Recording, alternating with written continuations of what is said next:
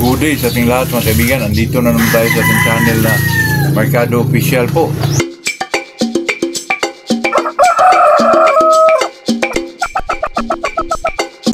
Itong kaibigan ay talagang libangan na talaga.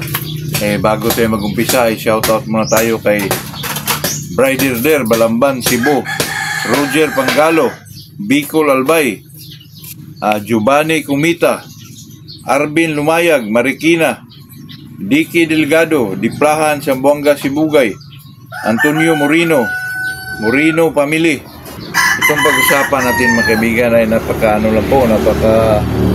basic lang talaga marinig natin to, lalo na sa social media po. Ang daming bisis ko na itong narinig mga kaibigan, pero dito sa channel natin ay talaga pag-usapan natin. Baka naman sa mga baguhan ay mapulot din nila dito na itong mga ating sinasabi po ay nag-ano din ng mga kaibigan, yung totoong po tungkol sa pagmamanok mga kaibigan. Kasi itong pagmamanok tayo ay talagang kung sino man yung gusto talagang makatuklas ng bagong estilo sa pag-alaga ng ating mga manok ay talagang tutuklasin natin mga kaibigan, para naman ma-enjoy lalo tayo sa ating pagmamanok po. Kasi ang mga kaibigan, pag ang manok mo ay hatch, masama ba pag ang pinaris mo dito ay hatch din? Masama ba ang resulta mga kaibigan? Yun ang ating pag-usapan po. Ito namang hatch mga kaibigan, alam naman natin ang hatch na manok po ay talagang madiin pumalo, pero at saka mga kaibigan, talagang matapang na manok, at saka ground fighter talaga karamihan po, katulad ng mga Maclean. Ito namang mga mga kaibigan, yung tinatawag nilang yellow ligid hatches po, yellow ligid Maclean. Iba na po ito kaysa Maclean, kasi itong Maclean mga kaibigan ay talagang dito mo talaga makita yung yung ground fighter na manok mga kaibigan.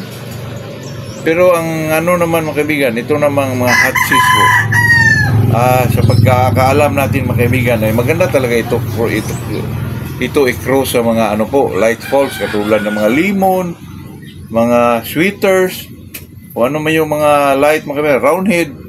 Yun ang natin pagkakaalam po. Pero pag tayo na may magpapuro mga kaibigan ay talagang hatch to hatch din. Kung may Maclean ka, close mo sa hatch. Pero mga kaibigan, may kaibigan din ako dito na yung Maclean niya, kinocross siya sa Gilmore. Nako, maganda ang resulta po. Paano pa nga mga kaibigan? Maangat pa nga eh. Totoo naman yun, kasi alam mo naman mga kaibigan, sa lahat ng magkakapatid, hindi naman lahat yan magkapariya ang away po. Totoo yan. Ilang bisis ko na yan naranasan mga kaibigan na ako'y nagbibreed mga kaibigan ng sweeters. Pero yung palo mga kaibigan ay given na yun, kasi sweeter eh. Pero yung estilo sa away mga kaibigan na may mga angat, may mga ilag, nako, hindi lahat ng sweeter mga kaibigan ay puro puro sugod mga kaibigan. Ako nag-line breed tayo ng 5K to Golden Boy to 5K. Nako, napakaganda ang resulta mga kaibigan. Pero pag sinabing palo ang pinag-usapan po, nandun na yun. Talagang given na yun, sweeter eh. At saka yung magaganda ang mga pormahan, nandun na yun. Pero ating pinag-usapan mga kaibigan na masama ba pag ang pinapares mo sa hatch ay hatch din?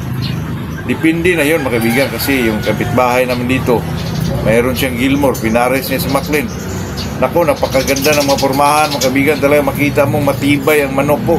At saka kung pumapalo mga kaibigan, grabe, super po. Talagang madiin mga kaibigan. Pero more on sila po sa lupa talaga, parang ground fighter mga kaibigan ba. Pero may mga, hindi lahat, may mga iba din na umaangat, pero hindi masyado mataas mga kaibigan. Totoo yan. Sa akin naman dyan mga kaibigan depende na lang yun sa nagbibreed po.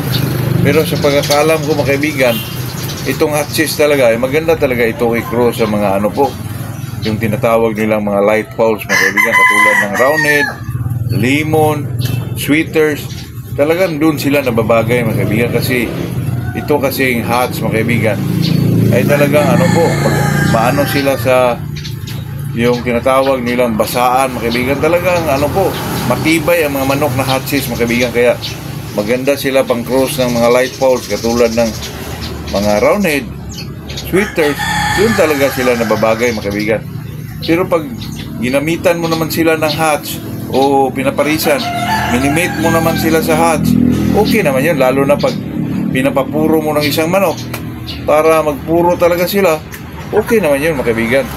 Pero sa akin, sa sarili kong ano dyan, gusto ko talaga pag hatch mga kaibigan, pares natin sa mga light poles po, para kung ano man yung nandun sa light poles natin na medyo kulang sa palo, kulang sa din ng palo, talagang makuha din sa hatches mga kaibigan. Kaya alam mo naman na pag ang manok mo ay medyo nakulangan ka sa power, medyo pasukan natin ang hatch mo para medyo tumitibay naman yung manok natin at saka may lakas yung palo mga kaibigan. Kasi naman mga kaibigan, ang hatches po ay iba ang palo mga kaibigan. Kaya pag pinag-usapan natin hatch to hatch, okay yun pag pinapapuro mo ang isang manok.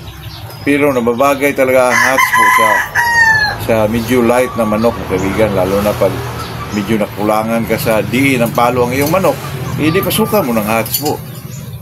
Ang ano naman mga kaibigan, pag pinapasukan mo ng hatch ang manok, ang hatch ay ground fighter, may iba na magmana maging ground fighter siya, pero kung ang manok mo ay isang limon or roundhead, talagang nandun na yung galing.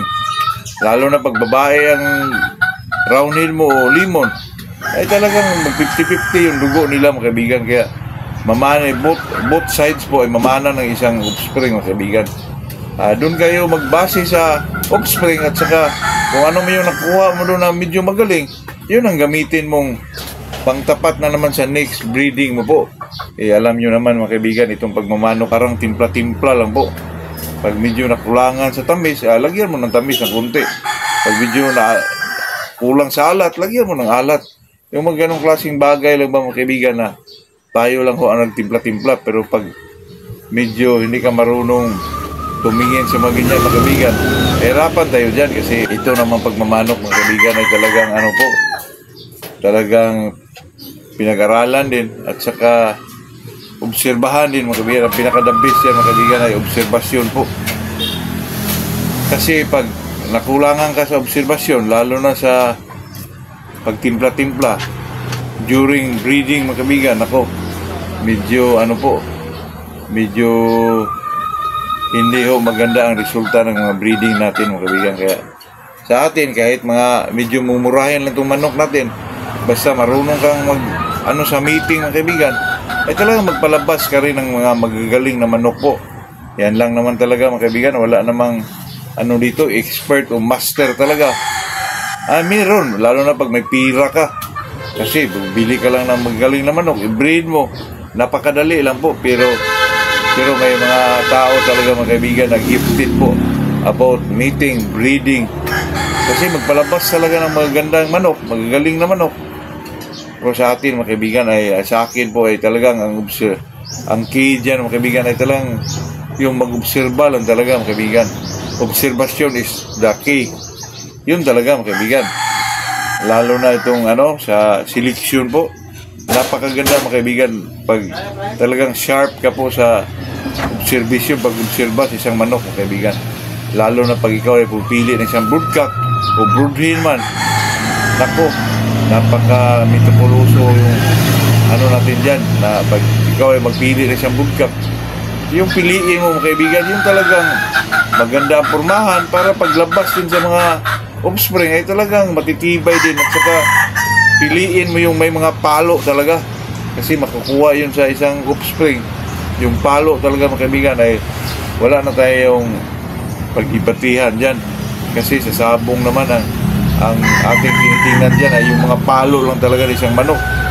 Pare-pareho lang naman yung umiilag, lumilipad, pero yung palo mga kaibigan talagang iba yun, kasi yun ang nagdala ng panalo ng isang manok po. Yun ang yung ipasok nyo sa isip mo mga kaibigan, na sa larangan ng sabong, ang pinag-usapan dyan, sabong ay paluan talaga. Saksakan yun mga kaibigan Kaya yun lang po. Ito lang ating pa-share sa araw na to.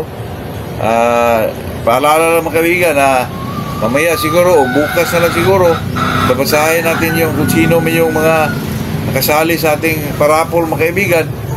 Kung hindi naman kayo na ilista o nabasa, pwede nyo naman akong i-text mga kaibigan para may sali ko kayo po. Good morning sa ating lahat mga kaibigan.